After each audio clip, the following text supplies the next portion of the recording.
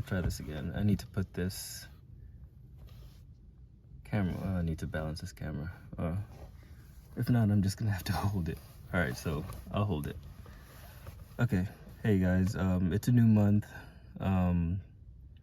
I should be doing this like while walking outside, but it's way too windy. I mean, the temperature is fine, but I'm not trying to talk like over the top of my voice just so you guys can hear me. So I just sat in the car and I'm just gonna do this here. So lately I've been talking about grout a lot. I've been trying to figure my way around the few types of grout that are on the market. And I realized they're far and few in between. Well, far and few, yeah. There's a few of them out there. I mean, you have your standard sanded and non-sanded. The non-sanded is exactly what it is, just the powder grout without the sand providing a filler. So that has its advantages. The sanded grout also has its advantages. Today's Friday, so my tongue is going to sleep way too early. It's only, I think it's about 2 o'clock. Yeah, it's about 2 o'clock. But anyway, so the sanded grout, the main uses of that, I mean, technically you can use it anywhere in the bathroom after you're done your tiling, but there's some peculiarities with that. Because it's sanded, you can use the sand as an abrasive when you're trying to rub it off or wipe it off. The unsanded, you don't really have that luxury. It smears a lot easier in my experience, especially when the color between the grout and the tile are a huge contrast. For example, go back to my some of my other videos. You'll see a white subway tile. For that particular subway tile, I think we did sanded, which was fine, but the tile itself had some issues which I'll go into later. But there was such a stark color difference that it made wiping it off easy, yes, but it also left a bit of a tinge to the tile itself. At least it might have been the color of the light. And lighting, that's another thing as well. Whenever you're grouting, try to put as much natural light, so white light on top of it. Don't put the yellow incandescent stuff on it, because that'll just throw you off. You'll start seeing reflections and rainbow colors. Well, if you start seeing rainbow colors, you might be, high, but let's not go on that topic for now. All the grout that you're going to be working with hopefully isn't laced with anything. So that being said, the yellow light will kind of throw things off for you. If you have a white light, like a bright white, that's better. I think that's what, 3000 megahertz and above. I might be wrong with that, but I think it's 3000 hertz or something like that. I can't remember the wavelengths of light, but a quick Google search should help you. So when you're grouting, have a lot of natural light. When you're grouting as well, I want to say this will be for pros and for novices as well. I learned that reading the instructions and adding a little more. Let me take a step back.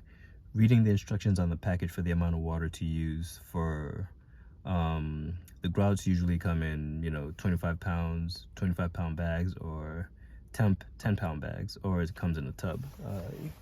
I don't have the tub here. I would have shown you, but yeah, one or the other. If it comes in a tub, you don't need to mix it unless it's powdered and it says mix it with water.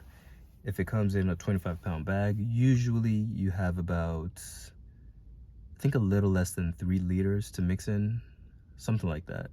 If it comes in a 10 pound bag, you have whatever the measurement says on the package. The one that I used recently, I think I had to use, for the whole bag, it was a 10 pound bag, a Magpie, was it white? It was Magpie white. That I had to use about 64 ounces, which was something ridiculously small. And I'm like, I was gonna add a little more water. I was trying to deviate from the instructions a bit.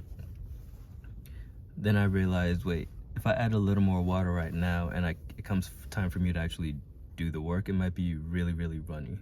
There's no way to suck up the water out of it after you've added it. So it's better to go with a smaller amount of water and add your grout to it within the time that it says to, finish mixing everything. You usually have about 5 minutes to mix everything.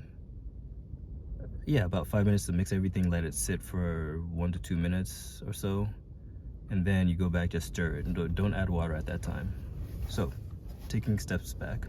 1, make sure you have your a good source of light. And wow, this wind is really rocking the car. Make sure you have a really good source of white light, natural light. If you have windows, all the better.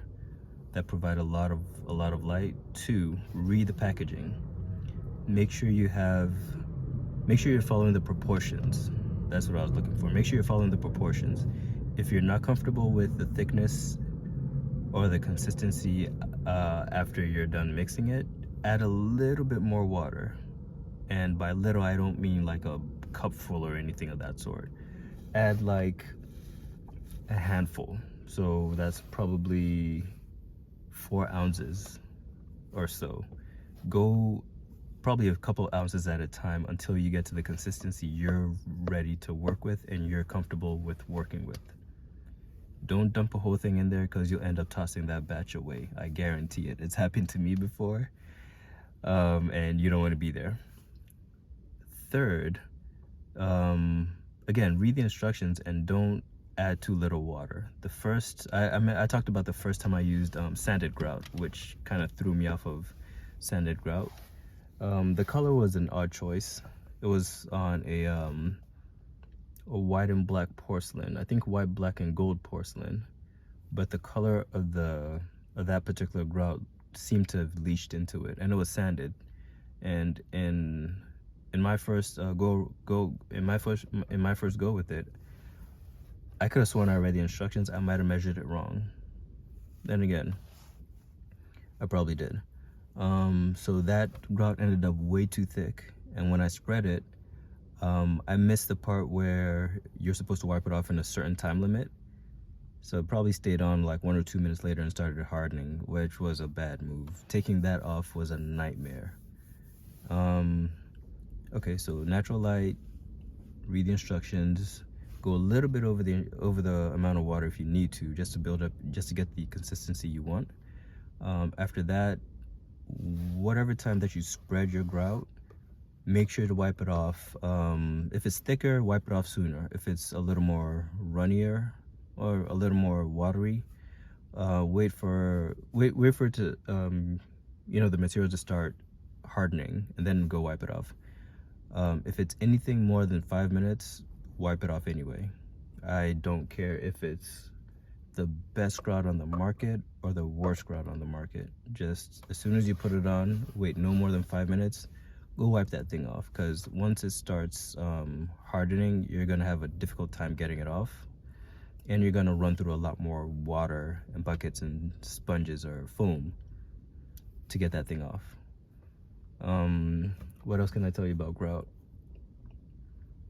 Think about your colors when you have the color of your tile. Let's say it's white, and you go with a grout that's I don't know, like gray or something. That provides a nice contrast, but it's not so overwhelming. In one of the projects that I have, the tile is white. It's a white subway. The grout is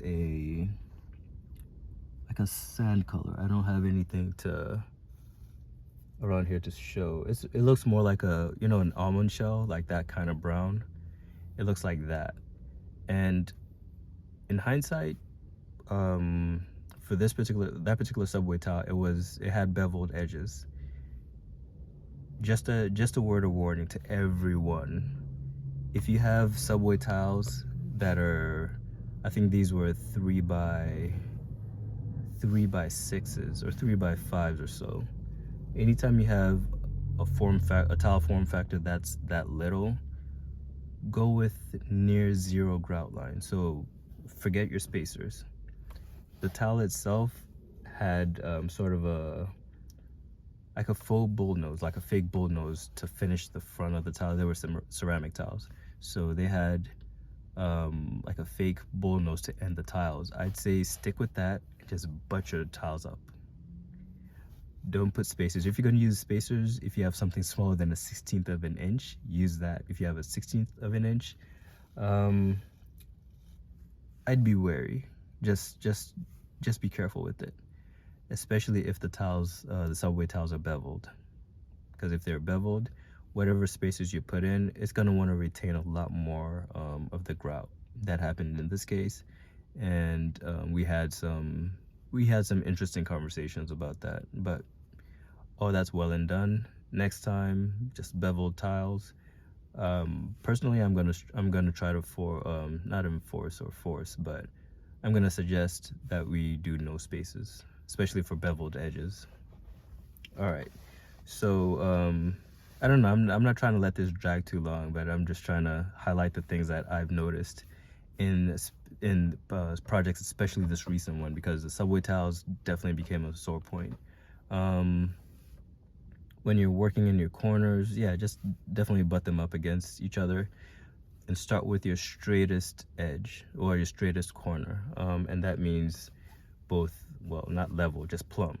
The one that's most perpendicular to your surface, start with that corner, because that will end up defining how the rest of your project goes.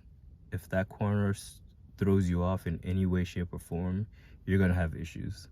And they're kind of issues that silicone won't be able to fix. Now, talking about silicone, there's a silicone grout, and that's just I haven't worked with it yet, or at least to any degree that I'd say I'm really proficient with it. But it's just your sanded grout color type thing mixed in with silicone. It's ideal for corners, and I want to say it's just for corners. I wouldn't want to use that around your faucets or your tubs around. But for corners, definitely. You squeeze that into your corners and you go wipe it off with, people use Windex, or they use liquid soap.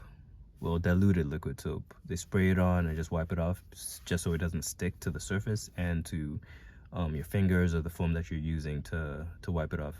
Mostly the surfaces. The foam, it's meant for that. But yeah. For now, I've seen in most situations where, let's say you have like a platinum sanded grout that has a specific color, but the platinum grout silicone or silicone grout would have a totally different shade. Has anyone else seen that? If you have, leave me a comment. If you have not, and I'm just running my mouth just trying to point fingers, let me know as well. But in the few instances that I've used or seen both of them side by side, the grout will mix a different shade and the silicone mixes a different shade.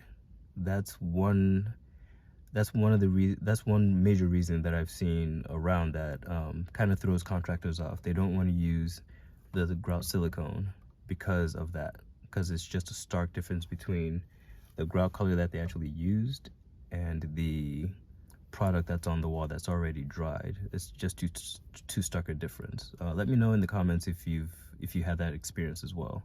I'm trying to figure out which ones to go with and which ones to avoid. And also, if you have this I guess this advice or this experience, what shade of grout matches closely to the silicone version of it? You know what I mean? Like, I have my powder grout that I mix and apply to the tiles, but when I go into the corners, if the grout is darker, does the silicone match up to it more that way, or is it the other way around if the grout is lighter? So let me know that in the comments, if you will. Thank you. All right, I'll bring this to a close. I've been rambling on and on about the one thing, the grout, that we use, but yeah, I think it's a hot topic. Grout is important because it fills in the little creases that we leave in our tile. It also serves as a waterproofing membrane. Well, not a waterproofing membrane, let me take that back. It serves as a waterproofing mechanism or water diversion mechanism, because if I just slap on the tile with all the spaces in between, I go run some water on it, all that water is getting in behind the tile, and those tiles are going to pop off like worse than popcorn. I'm sticking with that analogy. But anyway, with the grout, it provides a way for most of the water to run down and go to where it's supposed to go, which is the drain. If the grout is sealed properly, I think that also serves as a better water diversion system. And as part, also if you have your red guard or your waterproofing and stuff behind it, all the better. But the grout itself, the tile is one surface, the grout itself serves as another surface, especially if it's been sealed properly. If it hasn't been sealed properly, just have something in the back of the tile to bring all that water back down into the drain. So yeah, I know I've been talking a lot, so I'll just end it here. Let me know what you think. Subscribe, give me a thumbs up if you will. But stay tuned for more videos like this. They will range from everything bathroom renovation to, I don't know, just off the cuff topics that I think of. So yeah, thanks so much, and keep watching. I'll talk to you soon.